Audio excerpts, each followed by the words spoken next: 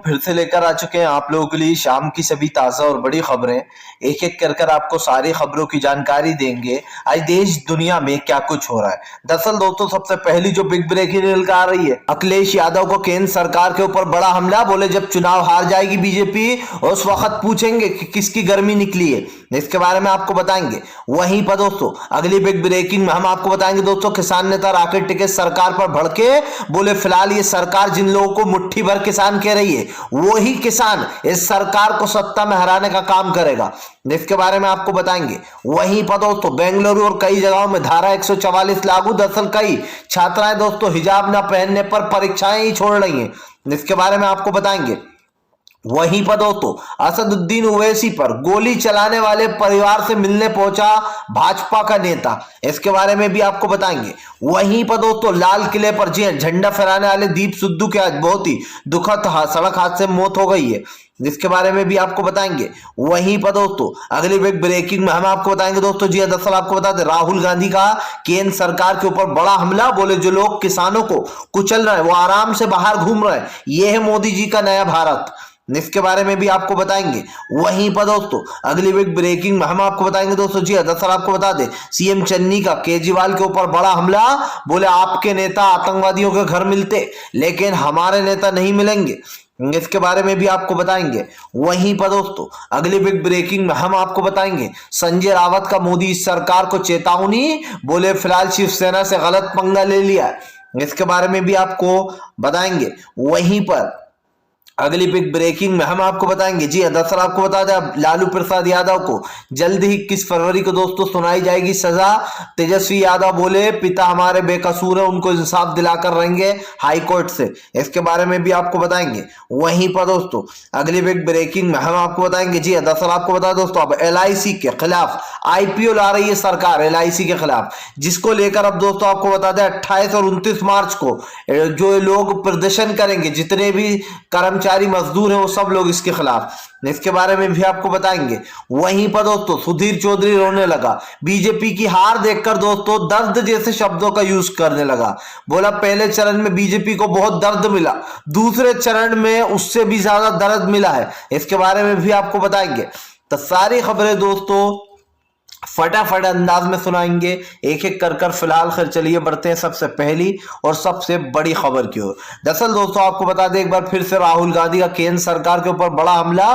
बोले किसानों को कुचलने वाले आराम से बाहर घूम रहे हैं, लेकिन इस देश का जो किसान है, जो देश में दोस्तों ये समझिए रोटी जो खाते हो आप वो किसान ही बना एक तरीके से पैदावार करता है अनाज की, और उसके बावजूद भी किसानों को इंसाफ नहीं मिला। राहुल गांधी ने कहा कि हमारे 2 भारत वाले बयान पर बीजेपी को बुरा लगता है। अगर 2 भारत नहीं है तो फिर ये क्या है। राहुल गांधी ने कहा कि एक इंसान ने 4 किसानों को कुचल कर मार दिया हो, कई किसान गंभीर रूप से घायल हो गए हो, उसके बाद भी उसके पिताजी यानी कि अजय मिश्रा का इस्तीफा नहीं होता। बीजेपी अपने नेताओं को बचाने की कोशिश करती है। राहुल गांधी ने कहा कि बहुत ही अफसोस की बात है कि हमारे देश में उन जैसे लोगों को बचाया जा रहा है जिन्होंने कई मासूम किसानों की जान ले ली। जब 700 किसान शहीद हो गए थे तब भी नरेंद्र मोदी जी कह रहे थे कि मैं क्या करूं, इसमें मेरी गलती थोड़ा ही है। इसीलिए लगता है नरेंद्र मोदी को लगता है दोस्तों आशीष मिश्रा की भी गलती नहीं है। जी हाँ, आशीष मिश्रा 3 महीने में रिहा हो जाता है, उसके ऊपर गंभीर धाराएं लगी होती हैं, लेकिन तब भी दोस्तों उसके ऊपर आप समझिए उसको बेल मिल जाती है। अगर यही किसी आम इंसान ने किया होता, एक इंसान के ऊपर भी चढ़ा दी होती दोस्तों, तो वो सालों साल जेल में रहता, उसकी जमानत किसी हाल में नहीं होती। और यही कारण दोस्तों जब राहुल गांधी ने केंद्र सरकार को घेर लिया, राहुल गांधी ने कहा कि प्रधानमंत्री नरेंद्र मोदी से जब भी विकास के बारे में बात करो तो वो बात करने को तैयार नहीं होते। प्रधानमंत्री से अगर पेगासस पर सवाल पूछो तो प्रधानमंत्री उस पर भी जवाब नहीं देते। राहुल गांधी ने कहा कि सरकार किन सवालों के जवाब देगी और किन के नहीं, इसकी एक लिस्ट तैयार कर लेना चाहिए बीजेपी को। चलिए बढ़ते हैं एक और अगली बड़ी खबर की ओर। बता दोस्तों अगली जो बड़ी खबर निकल कर आ रही है, जी हाँ आपको बताता चलूं दोस्तों, किसान नेता राकेश टिकैत ने सरकार के मुट्ठी भर किसान वाले बयान पर दिया मुंह तोड़ जवाब। बोले कि मुट्ठी भर किसान ही हराएगा इस सरकार को। दरअसल दोस्तों आपको बता दें अब सरकार के खिलाफ किसानों का जो मोर्चा है वो फिर से एक बार गर्मा गया। एक बार फिर से दोस्तों किसान आंदोलन तुल पकड़ रहा है। यही कारण है जो किसान नेता राकेश टिकैत ने सरकार को घेर लिया। किसान नेता राकेश टिकैत ने सरकार पर हमला बोलते हुए कहा कि बीजेपी की सरकार जो चाहे वो मर्जी कर ले, लेकिन इस देश का किसान डरने वाला नहीं है। राकेश टिकैत ने कहा कि जिनको ये मुट्ठी भर किसान कहते हैं, कल वही किसान इनको सत्ता से बाहर कर देगा। राकेश टिकैत ने कहा कि देश में तानाशाही का माहौल चला है, लोकतंत्र को खत्म किया जा रहा है। बाबा साहब अम्बेडकर की जो लिखी हुई किताब थी उसके पूरी तरीके से दोस्तों उन चीजों के खिलाफ जाया जा रहा है। राकेश टिकैत ने कहा कि बीजेपी के नेताओं की वजह से आज किसान मारे गए, लेकिन आशीष मिश्रा को जेल से सिर्फ 3 महीने में बाहर ले आया। ये किसका काम है? ये बीजेपी का ही काम है। राकेश टिकैत ने कहा कि उसका बाप अजय मिश्रा अभी तक गृह राज्य मंत्री है, उसको पोस्ट पर से नहीं हटाएगा। ये इस बात को साबित करता है कि इस देश के प्रधानमंत्री को किसानों की नहीं बल्कि अपने नेताओं की चिंता है। इन नेताओं को बचाया जा रहा है ताकि आने वाले समय में इनको वोट मिले। राकेश टिकैत ने कहा कि प्रधानमंत्री जिन लोगों से कहते हैं कि सिर्फ अब तो दोनों फेज खत्म हो चुके हैं, दरअसल राकेश टिकैत से जब ये पूछा गया कि अब तो दोनों फेज खत्म, जो 2 फेज में किसान मुंहतोड़ जवाब देने वाला था, दूसरे किसान तो आंदोलन में थे ही नहीं, सुधीर चौधरी ने कहा, संदीप चौधरी ने, तभी राकेश टिकैत ने पलटवार करते हुए कहा कि उस आंदोलन में हर जगह किसान था। और ये दोस्तों हमने देखा भी है। राकेश टिकैत ने कहा कि हर जगह किसान इनको मुंहतोड़ जवाब देगा। 2 फेज में तो अखिलेश जीते ही हैं, लेकिन आने वाले फेज में भी अखिलेश का ही बोलबाला। फिलहाल चलिए बढ़ते हैं एक और अगली बड़ी खबर की ओर। बता दोस्तों अगली जो बड़ी खबर निकल कर आ रही है, दरअसल दोस्तों आपको आता है दीप सिद्धू जी। आपको बता दोस्तों लाल झंडा फहराने वाला, लाल किले पर झंडा फहराने वाले दीप सिद्धू की दोस्तों सड़क हादसे में मौत हो गई है। बहुत ही दुखद खबर है दोस्तों। आपको बताता चलूं दोस्तों, दीप सिद्धू ये एक ऐसा नाम है जिसकी तस्वीरें तब वायरल हुई सनी और बीजेपी के बड़े बड़े नेताओं के साथ जब इसने दोस्तों लाल किले पर जाकर निशान साहब का झंडा फहरा दिया था। और बीजेपी ये आरोप लगा रही थी कि ये किसानों ने किया, जब पता चला कि दरअसल ये तो दीप सिद्धू है।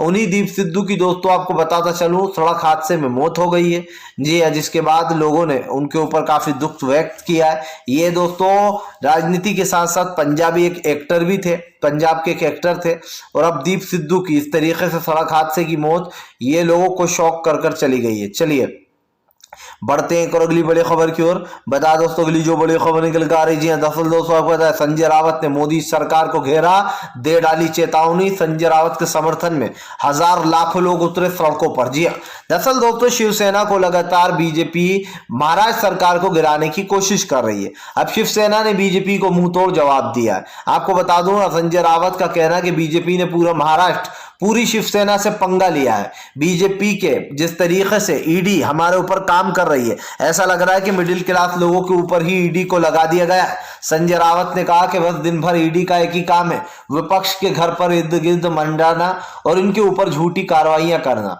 मैं आपको बताता चलूं दोस्तों, संजय रावत ने कहा कि दरअसल महाराष्ट्र सरकार ने कई बीजेपी के ऐसे नेताओं को पकड़ लिया है जो कि जानबूझकर देश में ये कह सकते हैं दोस्तों कि महंगी जमीनों को सस्ती खरीद कर बड़े घोटाले कर रहा है। और ऐसे 3 नाम सामने आए दोस्तों जिसके बारे में संजय रावत जल्दी ही खुलासा करेंगे। संजय रावत ने कहा कि बीजेपी हमें डरा धमका रही है ताकि हम उनके खिलाफ कार्रवाई ना करें, लेकिन बीजेपी एक बात समझ ले कि उसने पूरे महाराष्ट्र की जनता से पंगा लिया है और उसने शिवसेना से पंगा लिया है और हम बीजेपी को अब छोड़ेंगे नहीं।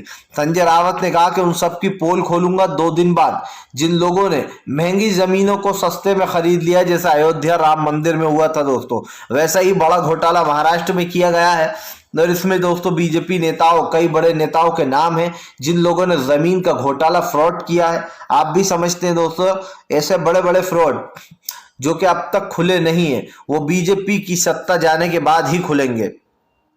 जो बीजेपी नेता दोस्तों अभी आराम से बैठे हुए हैं वो सरकार बदलने के बाद भागते फिरेंगे, क्योंकि उनके खिलाफ जितने भी एविडेंस होंगे जो आने वाली सरकारें वो साफ साफ निकाल लेंगी।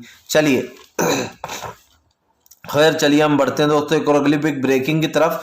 बता दोस्तों अगली जो बड़ी खबर निकल कर आ रही, सुधीर चौधरी का दोस्तों 30 सेकंड का वीडियो वायरल।